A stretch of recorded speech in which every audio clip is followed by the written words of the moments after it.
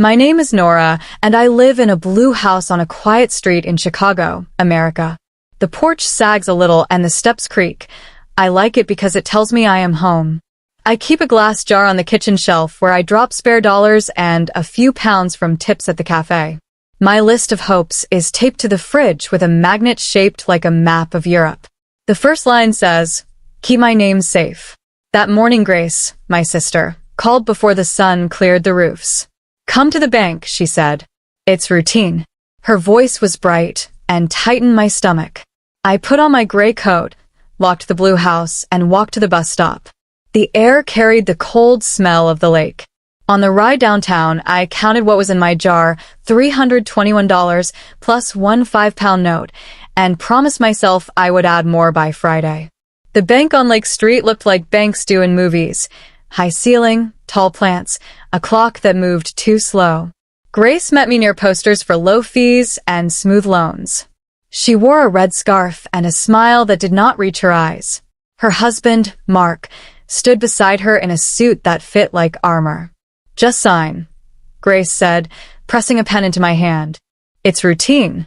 It helps us shift money for housework. 2 minutes and we're done." Mark's palm found my forearm. The grip was not gentle. "You trust family, don't you?" he said. I looked down at the papers. The words were plain but sharp. Joint liability, guarantee, immediate transfer. The number was not small, $48,000, and my name waited on a line as if it had already said yes. My heart made a fast, hard beat. I thought of my blue house, the jar, and my list on the fridge. "I want to read," I said. I tried to pull my arm back. Mark's fingers tightened, not enough to make a scene, but enough to send a message. Grace glanced at him, then at me. "It's fine, Nora," she whispered. "Please. We need this to cover a short gap. The sale in New York pays next week. You'll never feel it." I felt it already. I felt it in the soft part of my elbow and in the heavy part of my chest. A cashier named Elena had a kind face and careful eyes. I caught her glance and turned the top page over as if to check a detail. On the blank back, I wrote a line with the pen they gave me. "Help. I'm being forced to sign." My hand shook, but the words were clear. I slid the paper back with my ID. Elena read the line. Her eyes widened like plates. She did not speak. She gave a tiny nod to the branch manager, Mr. Collins, a man in a navy jacket who had been watching the lobby. He stepped to the counter, thanked Mark for his patience, and pressed a silver button under the desk with one steady finger. There was no siren, only a soft change in the air, as if the room took a long breath and held it. Mark let go of my arm. Grace looked at me, and then at the floor. My pen stopped shaking. I set it down. For the first time that morning, I felt my voice return to me, calm and sure, like a key turning in the right lock. 2 officers walked in, as if the floor had told them where to step. The woman wore her hair pulled back and had a steady mouth. "I'm Officer Ava," she said. The man beside her, taller, nodded once. "Officer James." The branch manager, Mr. Collins, asked us to follow him to a small glass room off the lobby. The walls showed the whole bank like a quiet stage. Elena came in last and stood near the door with her hands folded, brave in a small way. Officer Ava set a recorder on the table and spoke gently. "Tell us what happened in your own words." Her tone said I was safe. My throat was dry, but my words worked. I explained the call from my sister, the form with the big number, the way Mark's hand had closed on my arm, and how I wrote the note. I told them I lived alone in a blue house in Chicago, America, and that $48,000 could take my roof, my porch, my sleep.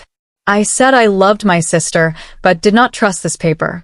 Officer James studied the form. His eyes moved like they were measuring a bridge. "This is not a simple transfer," he said. "If the loan fails, Nora owes the bank. Right away." He looked at Grace. "Did you understand that?" Grace shook her head. "He told me it was a bridge just a week. He said the sale in New York would close and we'd pay it back. He promised Nora a thank you of $10,000. Her voice grew small. I believed him. Mark tried to smile. "It's a common tool," he said. "Families help each other all the time." He kept his hands on his knees, fingers pressed flat as if the air might catch him. Officer Ava asked to see my arm. Faint red marks bloomed above the wrist. Shy, but there. She took a photo and asked, "Do you want to file a report for coercion?" I met her eyes and thought of my name on that line, waiting to be taken. "Yes," I said. "I want this on record." Mr. Collins cleared his throat. "The bank will not process this form today," he said. "Not under pressure. Not with these terms." He placed a sticky note on the file, bold and final. Elena exhaled, the first sound she had made since we sat down. They separated us. Officer James spoke with Mark in the hall, their voices low. Officer Ava stayed with me and Grace. "Is there any debt already tied to Nora?" she asked. Grace shook her head again. "No." This was the first ask. Her eyes shone. "I'm sorry, Nora." I felt old love move in me, the kind that remembers shared rooms and borrowed sweaters, and also felt a firm wall I had built with plain words and clear rules. Both can exist, I told myself. Love and a line you will not cross. They brought us back together and reviewed options. If I wished, I could sign a trespass notice to keep Mark away from my house. I could request a temporary no-contact letter. I could also speak with a victim's advocate about next steps. Every path had a form and a cost, not in dollars, but in time and breath. I chose what would make my nights quiet. I signed the no-contact letter. The pen felt light in my hand this time, like it was glad to be used for me. When we finished, Mr. Collins returned the canceled papers and offered a card with his direct number. "If anyone brings a form with your name on it, we will call you first," he said. Elena met my eyes and gave a tiny nod, the kind people give when they cannot hug you but wish they could. I thanked them both. I meant it. Outside, the sky hung low over the towers, a heavy gray lid. The air smelled like whetstone. Grace walked beside me toward the bus stop. "I was scared," she said. "We thought the flip in New York was certain. We put down $12,000 already, and the contractor wants more in dollars we don't have. Mark kept saying it was just paperwork." She rubbed her arms as if the cold were inside them. I should have listened to my own voice. "We can still fix some things," I said, "but not with my name on your debt." I kept my tone calm. I named simple rules. No more surprise papers. No more meetings with Mark. No money in my name.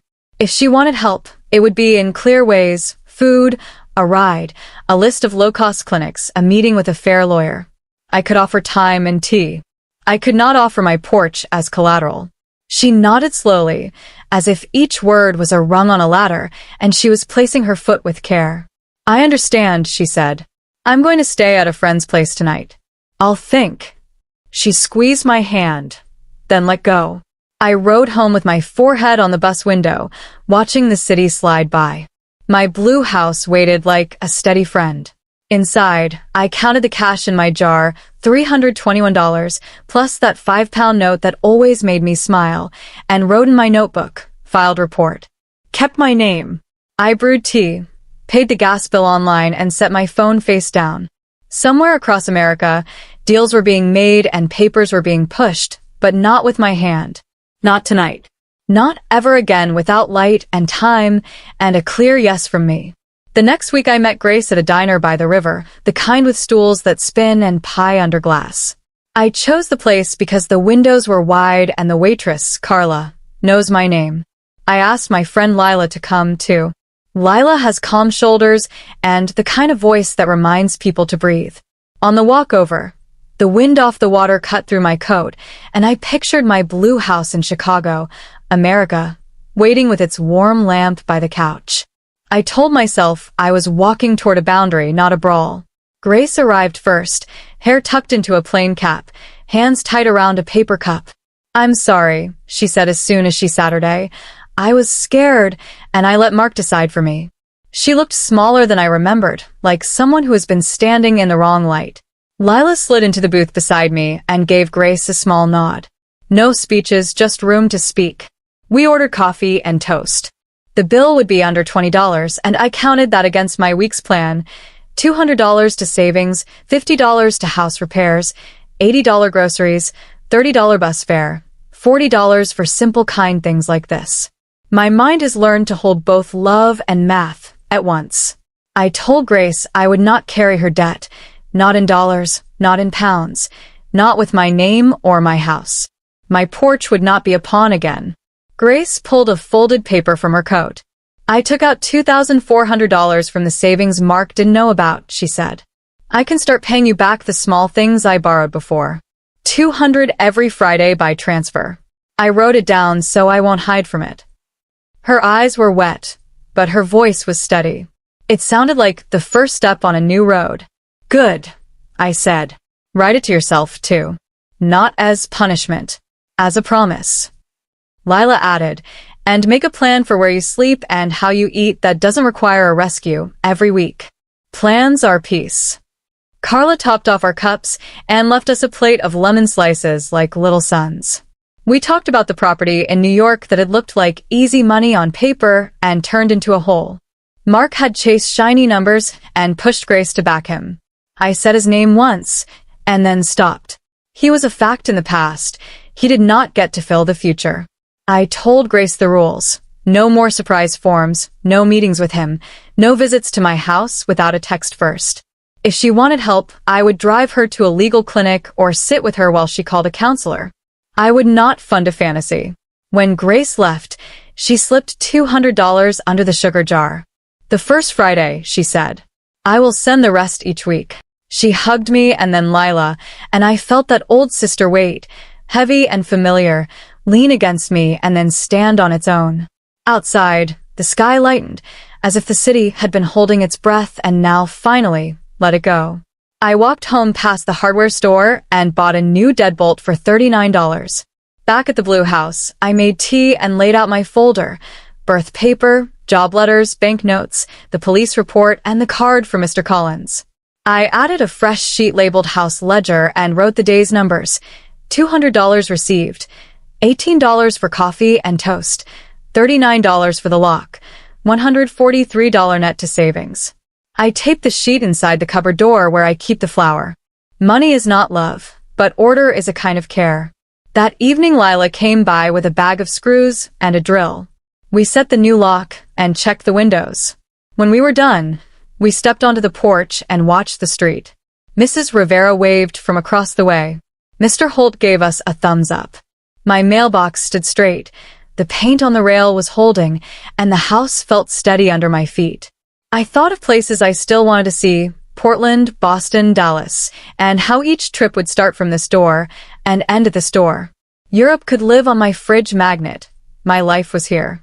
Before bed, I placed $25 in the jar and the 5-pound note on top because it makes me smile. I wrote one line in my notebook. Kept the boundary. Kept the house. Kept my voice. Then I turned off the light and let the quiet of America settle around the Blue House like a good, warm coat. Spring laid a thin green veil over Chicago, America, and even my tired porch took it as a blessing. I set a paint tray on the steps and stirred a can of bright white until it looked like morning. Lila showed up with coffee and a roll of tape. Corners first, she said. The way a good friend says, start small and keep your hand steady. I painted the rail where winter had chewed, and the Blue House seemed to lift its chin. Neighbors passed with strollers and groceries. Mrs. Rivera waved her bag of oranges. Mr. Holt called, "Look sharp, Nora," and I believed him. Inside, I kept the ledger neat. On Fridays, $200 from Grace, never late, never hidden. I marked each payment with a check and a short note. Kept the promise. I added to my jar, $2 from cafe shifts, a few pounds from a tourist who liked my way with tea. I lined the sticky notes on the cupboard door. Gas bill met, roof fund growing, porch paint paid in cash. Money did not sing, but it made the house hum at a low, calm pitch. One afternoon, Grace stood at my gate with a paper bag and careful eyes. I moved, she said. A room near the clinic. Month to month. No surprises. She exhaled. I told Mark I was done. I kept copies of everything. We sat at the small table with bread, apples, and a slice of cheddar we split, so the plate looked generous. She slid the week's $200 across the wood, and then another $50. For the window the contractor cracked last year. I remembered it last night. It was the smallest kind of repair and the largest, an old break named and mended. We talked about the way fear teaches you to whisper and how courage arrives like a bus. Not always on time, but when it comes, you climb. Grace asked if I still wanted to see Portland one day. Yes, I said, thinking of bridges and bookstores, but I want to arrive with a full wallet and a quiet mind. She smiled. Then we plan it, she said. One clean dollar at a time. I placed the extra $50 into the jar and wrote in the ledger. Window made right. Sister making right. Work at the cafe picked up with the warmer weather. Tourists from Europe asked for directions to the Riverwalk, and I sent them off with napkin maps and a joke about how the wind earns its name. Occasionally, I opened in the morning and closed at night, and my feet ached like they were full of hailstones. Still, I liked the honest rhythm. Pour, ring, wipe, rest. On my break, I drafted a tiny will at the counter with a cheap pen. The blue house to me while I live. The house, later, to grace and good sense. Never to debt. I tucked the paper beside the police report and Mr. Collins's card. Order warmed me the way soup does, from the center out. On a rainy day, Elena from the bank came in, hair damp, umbrella folded like a tired bird. She recognized me, and we shared a shy grin, the kind people wear when they have survived a loud moment together. I made her a tea and refused her dollar. She left $2 anyway, tucked under the saucer. For the jar, she said before the door chimed shut. I added it to the glass when I got home, listening to the small, bright clink that means forward.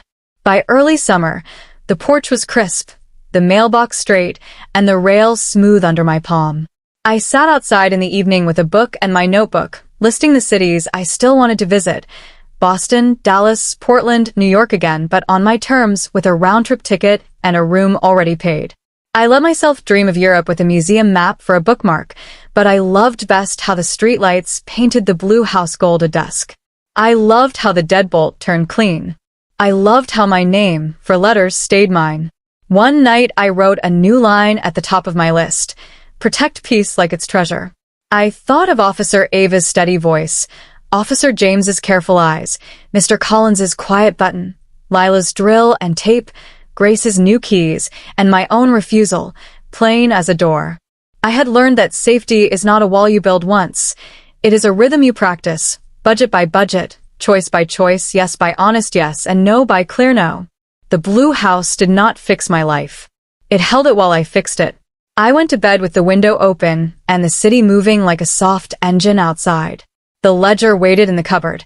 The jar glowed faintly on the shelf, and the magnet map of Europe kept its cheerful shape on the fridge.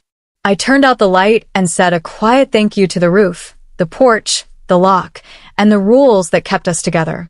My name is Nora, and this is my house in America.